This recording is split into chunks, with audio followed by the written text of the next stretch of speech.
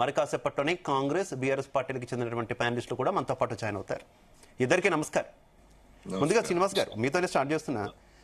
ఈ కాళేశ్వరం ప్రాజెక్ట్కి సంబంధించినటువంటి అంశం మీద గతం నుంచి మనం విస్తృతంగా చర్చిస్తూనే ఉన్నాము. ఎన్నికల ముందు నుంచి తీవ్రమైనటువంటి ఆరోపణలు వచ్చాయి. అసలు ప్రాజెక్ట్ ప్రారంభం నుంచి కూడా తీవ్రమైన ఆరోపణలు వచ్చినటువంటి సిచ్యువేషన్ మనం చూసాం. అయితే బీఆర్ఎస్ ఎప్పటికప్పుడు వీటన్నింటినీ కూడా కొట్టి పారేస్తూనే వచ్చింది. కానీ బీఆర్ఎస్ ఓటముల్లో ఒక ప్రధాన కారణంగా కూడా ఈ కాళేశ్వరం ప్రాజెక్ట్ కృంగుబాటు అనేది కూడా మనం చూసినటువంటి పరిస్థితి. ప్రస్తుతం జరిగినటువంటి అప్డేట్స్ అన్ని మీకు తెలుసు. దీని మీద ప్రభుత్వం ఒక కీలక డెసిషన్ తీసుకోబోతుంది అనేటటువంటి వార్తలు వస్తున్నాయి. ఏం చెప్తారు?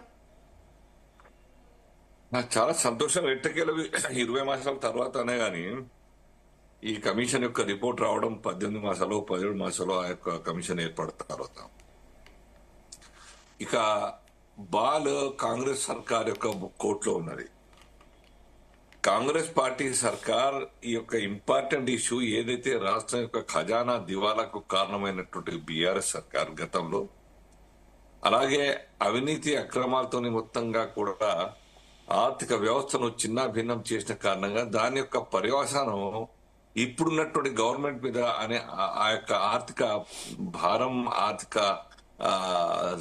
ఈ దమ్ము తీసుకోలేకుండా, యాక్షన్ తీసుకోలేనటువంటి పరిస్థితి ఇవాళ ఈ సర్కార్కు ఉన్నది. వెసులుబాటు లేకుండా, ఆర్థిక వెసులుబాటు. సో ఇది ఒక మంచి ఉదాహరణగా తీసుకోవాలి. ఒక మంచి కేసు డీల్ చేయాల్సిన బాధ్యత సర్కార్ మీద ఉన్నది. ఒక మామూలు శివ గారు, ఒక మామూలు ఇంజనీరు నెలకు 1,50,000 1,20,000 శాలరీ డ్రా చేసిన వ్యక్తి 200 కోట్లు 300 కోట్లు ఎట్లా కూర్చోగలుగుతారు? వీళ్ళందరూ కూడా ఇది హరిహర్ కావచ్చు, హరిరామ్ కావచ్చు, లేకుంటే శ్రీధర్ కావచ్చు, ఇంకెవరైనా కావచ్చు. ఈ ఇద్దరిని పడితేనే అంత ఆస్తి. మరి ఈ లెక్క ప్రకారం అనేక మంది దీంట్లో ప్లేయర్స్ ఉన్నారు, అధికారులు ఉన్నారు, రాజకీయ నాయకులు ఉన్నారు, ప్రజాప్రతినిధులు ఉన్నారు. ఈ రకంగా ఆ యొక్క కమిషన్ డీప్ గా మరి 600 పైగా వ్యక్తుల్ని విచారించినట్టుగా చెప్తా ఉన్నారు. 600-700 పేజీల రిపోర్ట్, 700 పేజీల రిపోర్ట్ సబ్మిట్ చేయడం జరిగింది. ఈ కేసు డిఫరెంట్ గా నిగ్గుదేర్చాల్సిన బాధ్యత సర్కార్ది. అధికారులు ప్రాసిక్యూట్ కాబడాలి, వాళ్ళ ఆస్తులు జప్తు చేయాల్సిన అవసరం ఉన్నది, రికవరీ చేయాల్సిన అవసరం ఉన్నది. అలాగే ప్రజాప్రతినిధులు ఎవరైతే ఆ యొక్క అధికారుల మీద చలాయించినారో, మాట వర్బల్ ఆర్డర్స్ కావచ్చు, లేకుంటే రిటర్న్ ఆర్డర్స్ కావచ్చు, ఏమైనా కావచ్చు కాక ఈ యొక్క ప్రజాప్రతినిధుల మీద కూడా ఈ సర్కార్ యాక్షన్ తీసుకోవాల్సిన బాధ్యత వాళ్ళ నెత్తి మీద ఉన్నది. ఆల్రెడీ కాంగ్రెస్ వైఎస్ గారు ఉన్నప్పుడు 10-11 వేల కోట్ల రూపాయలు ఖర్చు చేసినటువంటి యొక్క ఫస్ట్ ప్రాజెక్ట్ ప్రపోజల్స్ ని మార్చి ఈ సర్కార్ దేనికోసం చేసింది అన్నది మనకు చాలా అర్థమవుతా ఉన్నది. ఇట్ వాజ్ ఓన్లీ 39,000 కోట్ల రూపాయలు ఈ యొక్క ప్రాజెక్ట్ యొక్క ఫస్ట్ ఎస్టిమేషన్.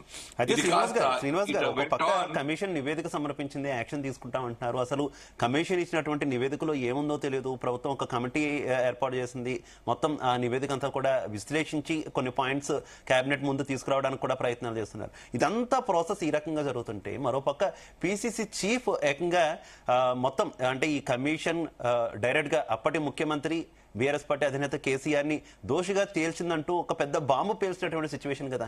అంటే రిపోర్ట్ ఆల్రెడీ మీరు చూసి అలా చెప్తున్నారనుకోవాలా, స్టిల్ రాజకీయ ఆరోపణలు చేస్తున్నారనుకోవాలా? నిజంగా ఈ కేసీఆర్ వరకు అసలు ఈ కేసు వెళుతుందా అనే కొన్ని డౌట్స్ కూడా ఉన్నాయి కదా, మీకేమనిపిస్తుంది?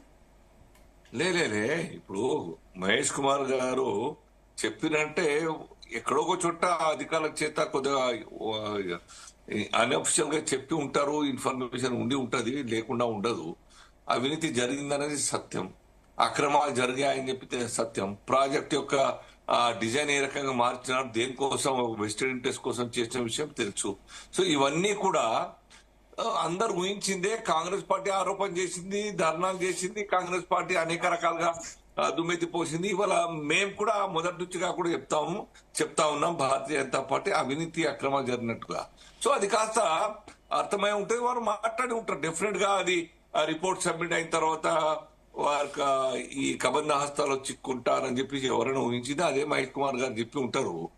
అది తొందరగా ఆ రిపోర్టు చదివి, ఆ కమిటీ చదివి మళ్ళీ ఇది ఏం చేయాలా, ఫర్దర్ యాక్షన్ ఏంది, యాక్షన్ ప్లాన్ ఏందన్న విషయం ఆ కమిటీ ఇవ్వాలి. దానికి మళ్ళా 4th వరకు టైం ఇచ్చినారు. 4th మళ్ళీ దాని తర్వాత ఇంకా టైం ఎంత తీసుకుంటారో. బట్ ప్రాసిక్యూషన్ కు మాత్రం ఎక్కువ శాతం కూడా వెనక కాదు. నాట్ ఓన్లీ ఆఫీసర్స్, అధికారులకు మాత్రమే కాదు, ఈ యొక్క ప్రాజెక్ట్ లో ఇన్వాల్వ్ అయినటువంటి యొక్క డైరెక్టా ఇండైరెక్టా రాజకీయ నాయకులు కూడాను ఆ యొక్క డబ్బు కాజేసి ఉన్నారు. ఆ కమిషన్ల కోసం ఆ ప్లానింగ్ లో ప్రాజెక్ట్ కాస్ట్ పెంచడంలో, లేకుంటే మషినరీ యొక్క వాల్యూ ఎక్కువ పెంచి చూపించడంలో, కొటేషన్స్ పెంచి తీసుకోవడంలో ఇవన్నీ కూడా ఉన్నాయి. వాటి మీద కూడా ఇన్వెస్టిగేషన్ జరగాలి. దాని మీద వీళ్ళందరూ ఒక ప్రమేయం ఉండి ఉంటుంది, వాళ్ళ మీద కూడా యాక్షన్ తీసుకోవాలి. రైట్. ఓకే శ్రీనివాస్ గారు. రమణ గారు మీరేం